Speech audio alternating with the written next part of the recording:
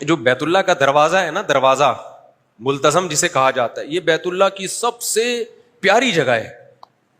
جب بھی عمرے پہ جاؤ نا تو یہاں ضرور جایا کرو.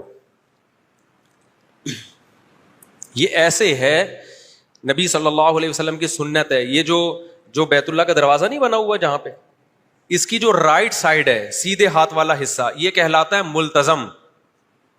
یہ حصہ کیا کہلاتا ہے؟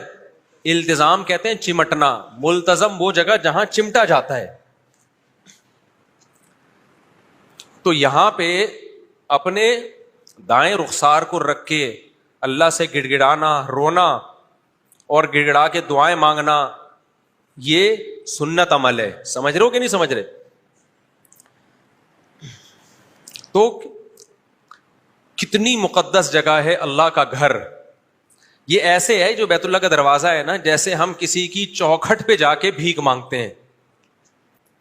تو اللہ تعالیٰ نے اپنی ذات سے، جو لوگ اللہ سے محبت کرتے ہیں ان میں جو ایک محبت کی چنگاری بھڑکتی ہے، تو اللہ نے اس چنگاری کو ٹھنڈا کرنے کے لیے، اللہ خود تو عرش سے نیچے نہیں آتا نا، تو اللہ نے ایک چار دیواری بنا دی اپنے خلیل ابراہیم علیہ السلام کے ہاتھوں، اپنے محبوب ابراہیم علیہ السلام کے ہاتھوں. اور وہ چار دیواری بنا کے اللہ نے اعلان کر دیا کہ اے ابراہیم، لوگوں کو بتاؤ یہ کس کا گھر ہے؟ یہ میرا گھر ہے. اب ہمیں بھائی اللہ سے محبت ہے تو اللہ تیرا گھر ہے کہاں؟ ہم عرش پہ تو نہیں جا سکتے. تو اللہ نے ہم پر، مسلمانوں پر بہت بڑا احسان کیا. اتنا بڑا یہ اللہ کا ہم پر احسان ہے کہ اس سے بڑا احسان شاید ہو نہیں سکتا. اللہ نے کہہ دیا میں زمین پہ ایک جگہ اپنا گھر بنا دوں گا. یہ کس کا گھر ہوگا؟ یہ میرا گھر ہوگا. تو جس کو بھی اللہ سے محبت ہوتی ہے وہ چاہتا ہے کہ میں اس گھر کی جا کے، اب جس کی اللہ سے محبت ہوگی نا اور اس کو بیت اللہ کی قدر ہوگی کہ یہ اللہ کی طرف منسوب ہے، اس کے دل میں بیت اللہ کی اتنی زیادہ قدر ہوگی. اس پورے روئے زمین پر اس سے بہتر گھر دنیا میں کوئی بھی نہیں ہے. جو بھی مکہ آنے کا ارادہ کرے گا وہ لبیک اللہم لبیک کہے بغیر میقات کراس نہیں کر سکتا. اور اس کو اپنا سلا ہوا لباس اتارنا پڑے گا. اس پہ بہت ساری پابندیاں. کیوں؟ تم اب کس کے محلے میں داخل ہو رہے ہو بھائی؟